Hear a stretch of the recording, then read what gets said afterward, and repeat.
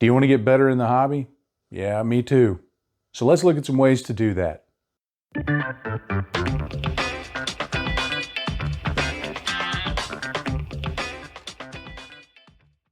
One of the things that's really surprised me since I started putting videos up on YouTube is the number of people who contact me asking for advice.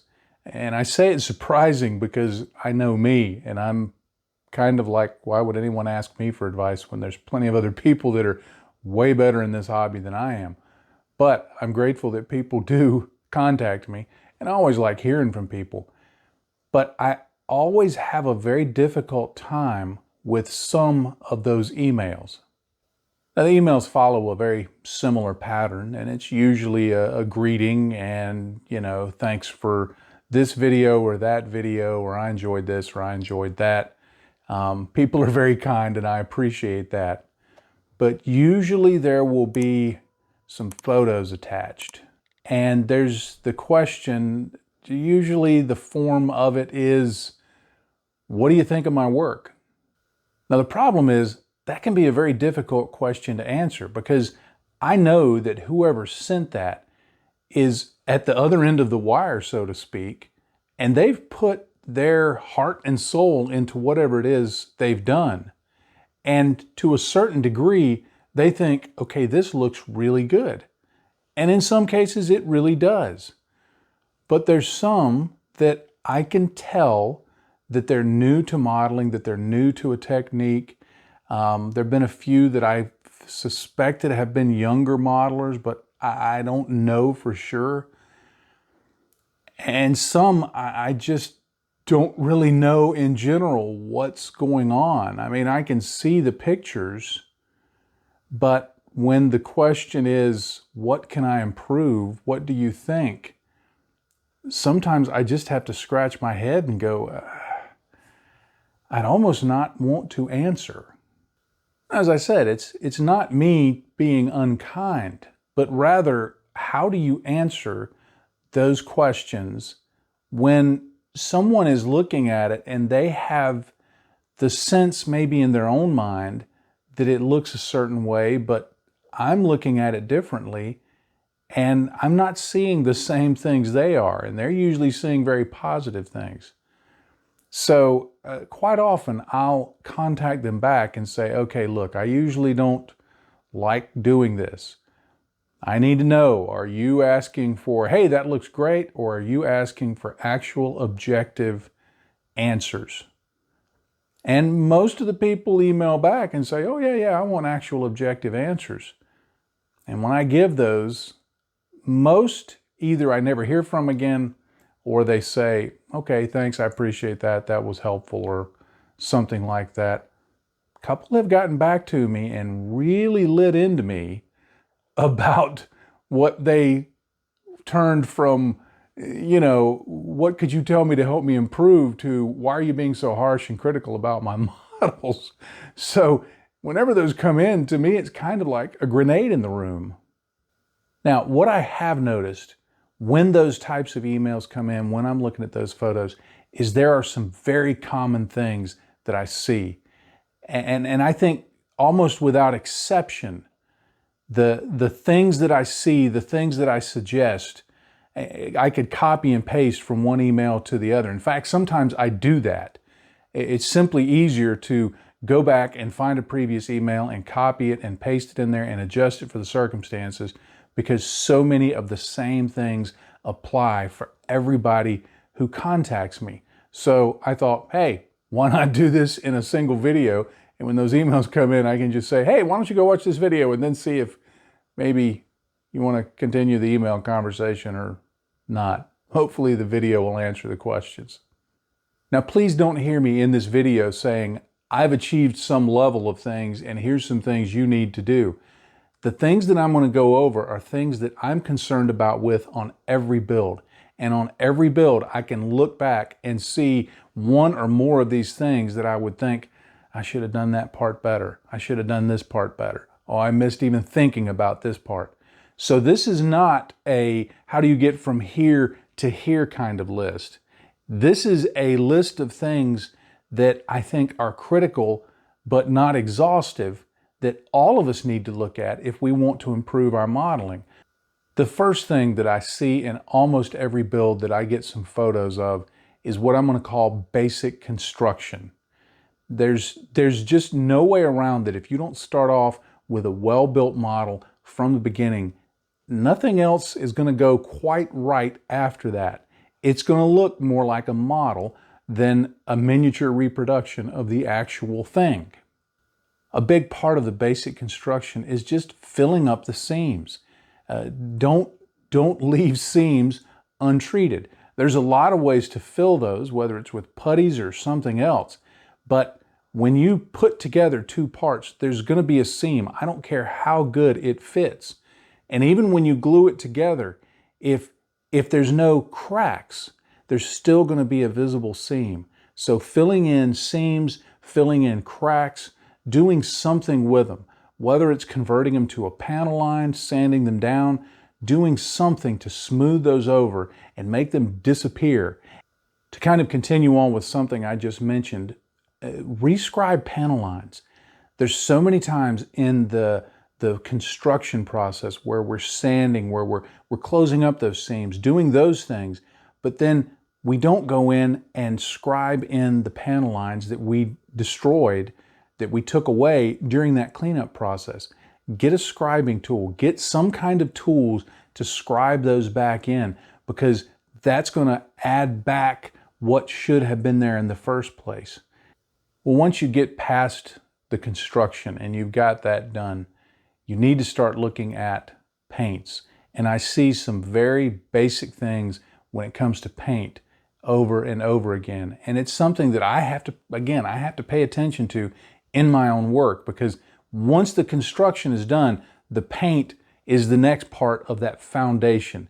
If your paint's not looking good, everything else that goes over the top of it is going to be a little off, a little wrong, because there's some errors in the painting process. Now, the primary thing I see in the painting process, and I see it over and over and over again, and I struggled with it for many years myself, is the simple notion of thin your paints more. When I first started airbrushing, I read all of the books that I could on it, all the magazine articles. I asked friends about it. I watched a few early videos on it, and I thought I understood how to thin my paints.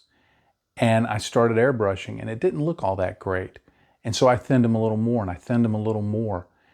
And I finally got to the point that I realized, okay, I'm not thinning my paints even close to enough. And so I did what I thought was over thinning. And magically, the airbrush began working and the paint started looking real good. And this applies even if you're brush painting. I know that the desire is to just get it painted. And when you're brush painting, putting on a single coat sounds like a good idea. But if you thin your paints when you're brush painting and apply that on there, apply it very thin, don't worry if it looks a little streaky at first, and then apply another thin coat. You hear Duncan Rhodes say it all the time, 2 thin coats. Having 2 or 3 thin coats is going to really give you a smooth finish. And that smooth finish for your base layer is what's going to be very important for everything that follows. And it all comes from thinning your paints more. Again, whether it's airbrushing or brush painting. Another thing that's kind of an offshoot of that, but I think it's very important because, again, I see this not only in my own work, but in work that I'm sent photos of. Apply more coats. It can be real easy to get what I call snow blinded as you're building a model. That quite often, especially if I'm painting a lighter color, I'll be airbrushing it and I'll put the paint on and I'll put another coat on and I'll look at it and it looks good. And so I'll bring it back in here to my model desk and maybe go get a cup of coffee or go to work or whatever. And I come back and I look and I think, man, that paint's a little thin. I need to go put some more on there. When we stare at something for a while, I think our eyes get saturated with it and it looks more opaque than it actually is. And so I think applying a few more coats, maybe giving a little time between coats, helps our eyes reset and see the model better and see the paint that we've put on better. Now this next group of things I'm just going to lump under advanced painting, because it's things that I see over and over that go beyond just the base paint, still part of the paint, but it's things that in their absence, they're very visibly absent, and when they're present, it really makes a great deal of difference on the model. Now, first of all, I would say add more shadow and highlight. It's really going to help the appearance of the model to stand out. You know, when we're looking at a real world object, we see those things and our brain processes them, and we see surface things standing out, and we see things in shadow, and it's all proper in our brain because we're looking at the full scale object. On a smaller scale, when we're doing that in our models, whether it's miniatures for gaming or something larger, something in 1/48 scale, 1/35 scale, 1/20th scale, our brain is looking at it and telling us, okay, this is a little small object. And it doesn't buy the notion that this is a replication of a larger thing. It says, no, this is a smaller toy-like thing. And so the more we can replicate those highlights and shadows, accentuate those details, the more it's going to sell our brain on the fact that, hey, maybe this could be the real thing. I still know that it's not, but maybe it could be, because all of the things that we naturally expect to see there, the highlights and the shadows, are apparent and visible, and they make sense. Another aspect under what I call advanced painting would be to accentuate details. Because these are miniatures, because these are smaller representations of a real thing, sometimes the details get lost. Remember, if you're looking at say an aircraft model in 1/48 scale, it's being represented as how this thing would look if you were standing 48 feet away from the real thing. And so because of light and shadow and all of those things that I just rambled on about, we see the details a little easier. But on a model, especially if it's a darker color or a monotone color, and we don't do a lot to otherwise make them pop out, little details, gas caps, greeblies, bolts, whatever is sticking out on the surface, if we don't do something to help accentuate those beyond just light and shadow, and I'm talking, this is where you get into more of modulation, or perhaps adding slightly different colors to make those stand out, doing something to feature those details.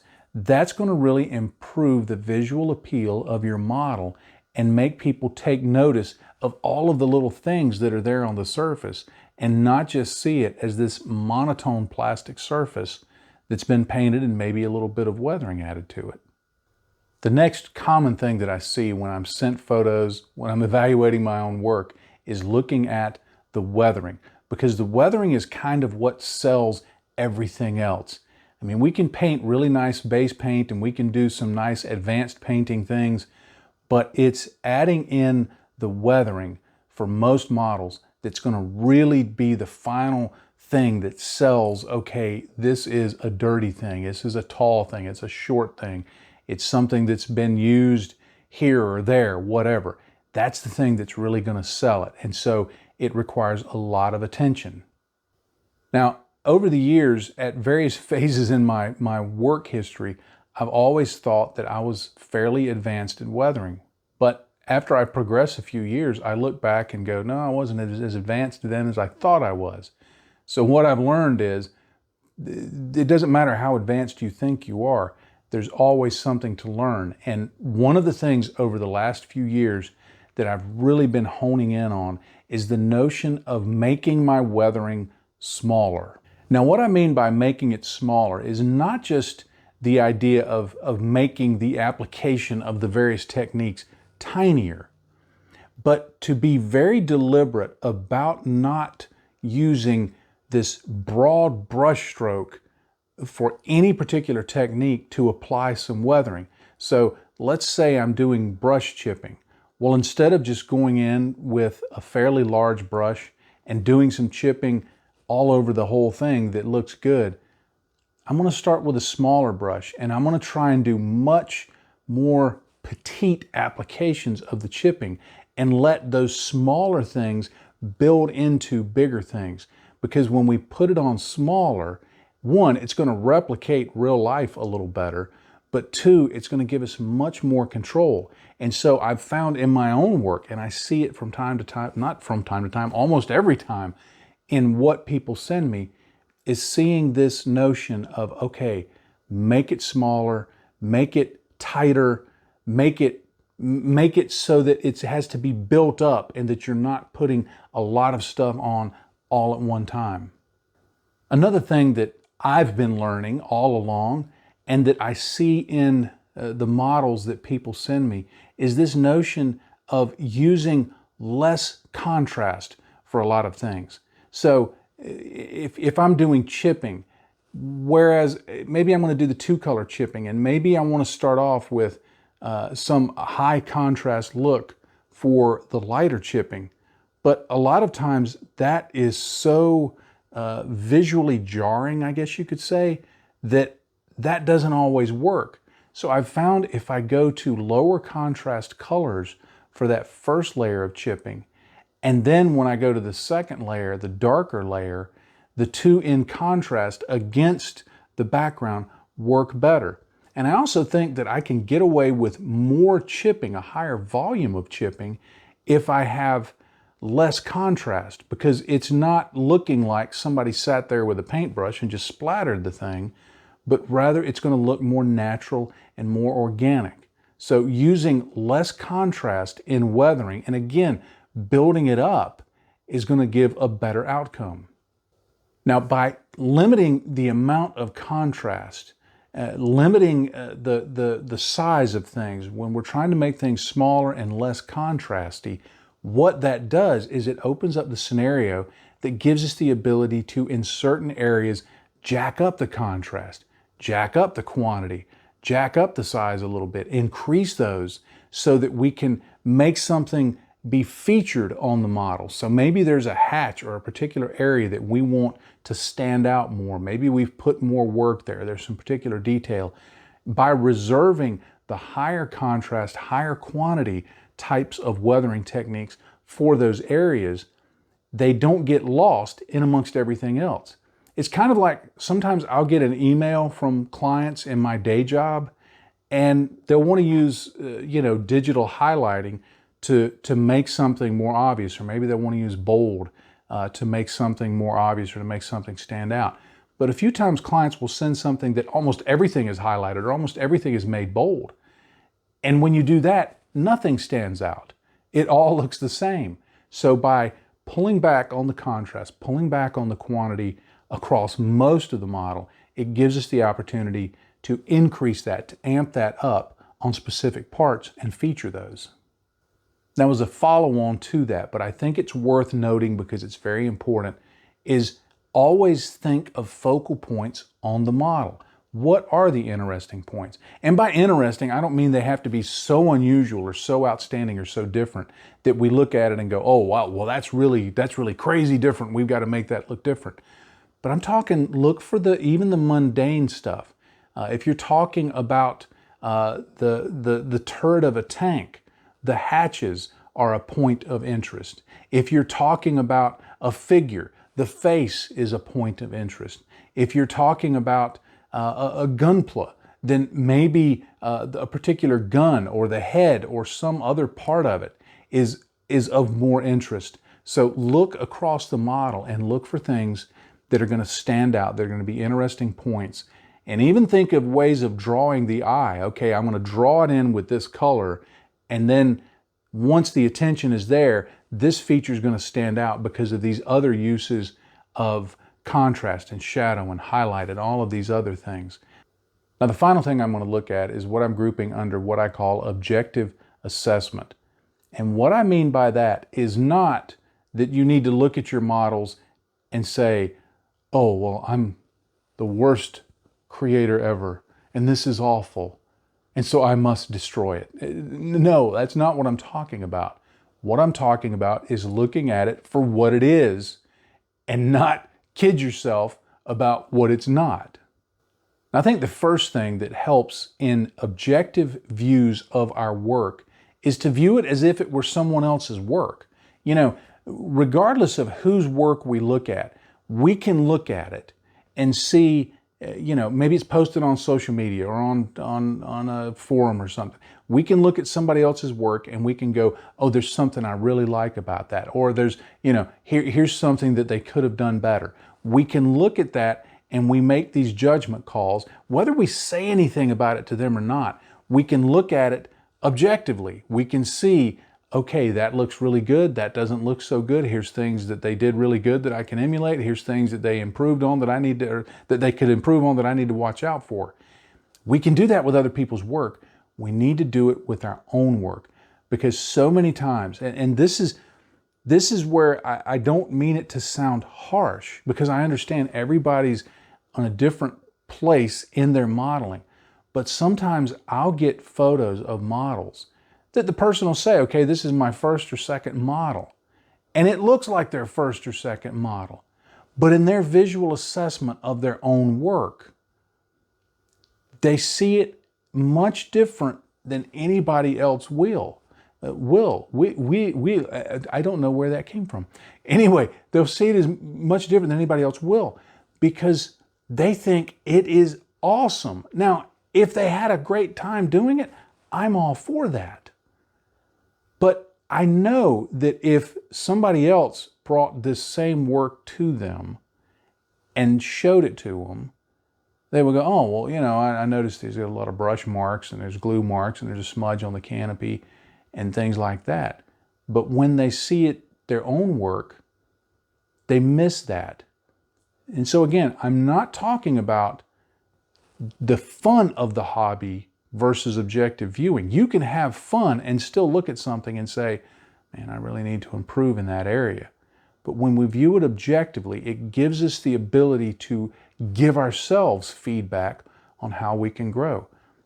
And to kind of dig into that a little more, what I do in my own work, and I recommend anybody else do this, is all along look at your work and specifically look for flaws.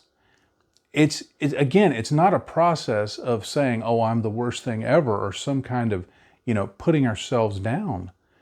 But looking at it not just from the mindset of what can I improve, while that is important, but looking at it and going, okay, where are the mistakes? Where are the flaws? Where are the things that let you see that this is not a full-size object that's been shrunk down, but it's a tiny piece of plastic that I'm trying to make look real? Where are those flaws? If you can correct them, correct them. If you can learn from them, learn from them. But be very specific about looking for flaws.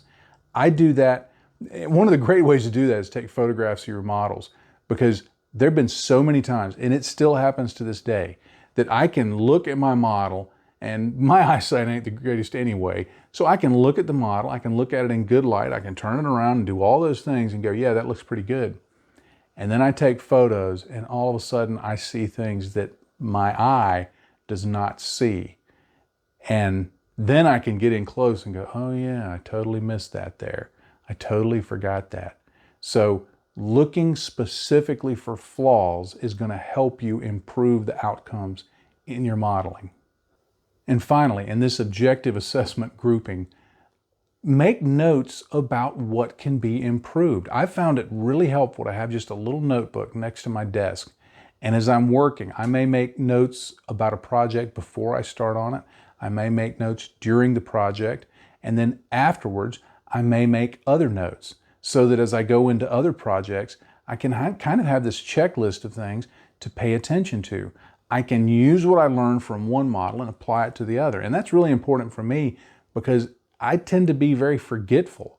And a lot of times I will struggle with the same things. And after about the third or fourth time, that neuron up in my skull here will fire and go, hey, you dummy, you've already dealt with this 3 or 4 times. Why don't you write down what this is and go over that before you start building the next model, and it'll help you miss this. It'll help you not get tripped up by this. So looking for specific things to learn and apply to your next model is going to help the overall outcomes. Now, if you've been modeling any length of time, you may hear all of this and go, that's just basic common sense stuff. And that's the point.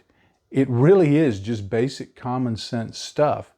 But over and over and over again, I see it not only in my own work, but in work that I look at from other people, that these 5 basic things, if they were paid attention to a little more, it would improve the outcomes overall.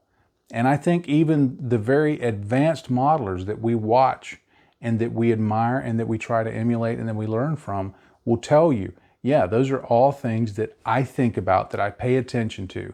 Now, with experience, these become almost second nature. They get easier to do. But at the same time, if we're not careful, sometimes they'll slip up and bite us and we'll realize, oh, I forgot to do that. I forgot to do this. I could have done better at that. So thinking of these things, regardless of what level you're at, where you are in your modeling journey, is going to be helpful, I think. And it wouldn't be me if I didn't say at the end of all of it, remember, the focus is having fun. If any one of these points that I've talked about really drags you down, then don't worry about it, because it's not, the goal in this hobby ultimately is not to have the absolute most realistic looking or the absolute best painted models in the world if it comes at the expense of having fun in it, of getting some joy from it, of it being a diversion from our normal day's work. So yeah, still focus on the fun, do it objectively, but if worrying about seam lines, if that's beating you up and you're like, I don't really care, I just want to put them together and paint them and weather them and set them on the shelf and move on to the next one, focus on the fun first. The other stuff will come with time. Well, thank you so much for watching this video. I appreciate it, especially if you're still here at this point. I see the analytics and I know that people bail out after about, the first 5 minutes. So if you're still watching at this point, thank you. Of course, there's a subscribe link down below, and if you've not already clicked on that, please do so. And hit the little bell icon so you'll know when I have new videos coming out. Down below, you know the deal. There's comments. You can drop one down there, give the video a like. That would really help me grow the channel, and I would appreciate it greatly. I'd also appreciate it if you would give the video a share on social media. If this has been helpful for you, if you've enjoyed it, well, maybe others might too. So a share on social media would be greatly appreciated. There's also a link down below for Patreon if you would like to support the work that I do. And if you're a Patreon supporter, thank you so much. I say it every video, but I mean it every video. You are a blessing to me and my family because you make all of what I do possible. I just couldn't do it in the way that I do it if it weren't for you. So thank you very much. And finally, with all that being said, I'll leave you with one final thought, as I always like to do. In this hobby, if you're not having fun, you're doing it wrong. Happy day to you, friends. Bye-bye.